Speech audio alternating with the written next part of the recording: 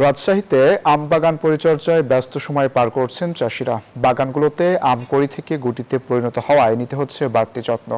এ নিয়ে বিস্তারিত জানাতে রাজশাহী থেকে যুক্ত হচ্ছেন সহকর্মী মতিউর মর্তুজা। মর্তুজা, এবার আমের ফলন কেমন দেখছেন, চাষিরা কি বলছেন? অঙ্কুর, রাজশাহীতে এবছর 19,603 হেক্টর জমিতে আম চাষ হয়েছে। এবার আবহাওয়া অনুকূলে থাকায় এবং প্রচুর পরিমাণে বকুল আসায় চাষিরা খুশি। তারা বলছেন যে আম কড়ি থেকে গুটি আকার ধারণ করেছে, যে কারণে বাড়তি পরিচর্যা করতে হচ্ছে।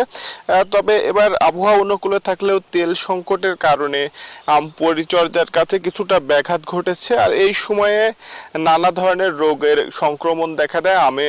বিশেষজ্ঞরা বলছেন যে অ্যানথ্রাকনোজ, পাউডারি মিলভিউ, হপার পোকার আক্রমণ সহ গুটি ধরা বিভিন্ন ধরনের আক্রমণ দেখা দেয়, যে কারণে বাড়তি যত্ন নিতে হয় এবং কৃষকরা এই সময় পরিচর্যাতেও ব্যস্ত সময় পার করেন। বিশেষ করে নানা রকম কীটনাশক ব্যবহার, স্প্রে করা, পানি দেওয়া এবং আম বাগান পরিষ্কার পরিচ্ছন্ন রাখতে হয়। আর আমের এই গুটি আসার পরে আরও কয়েক হাত বদল হয় ব্যবসায়ীদের মধ্যে। আমের যে অর্থনীতি সেটি কিন্তু মূলত গুটি আসার পর থেকেই চাঙ্গা হতে শুরু করে। রাজশাহীতে এই বছরে আমের উৎপাদন লক্ষ্যমাত্রা 2,46,000 মেট্রিক টন। রাজশাহী জেলা জুড়ে যে আমের চাষ, এটি প্রত্যেক উপজেলাতে আমরা চাষিদের সঙ্গে কথা বলেছি। তারা বলছেন যে এবার বেশ ফলন ভালো এসেছে, মুকুলও ছিল প্রচুর, সেখান থেকে কড়ির পরিমাণও ছিল প্রচুর এবং গুটিও এসেছে প্রচুর পরিমাণ। সব মিলিয়ে এবার লাভবান হওয়ার প্রত্যাশা করছেন আম চাষিরা। এই ছিল রাজশাহী থেকে সর্বশেষ অঙ্কুর।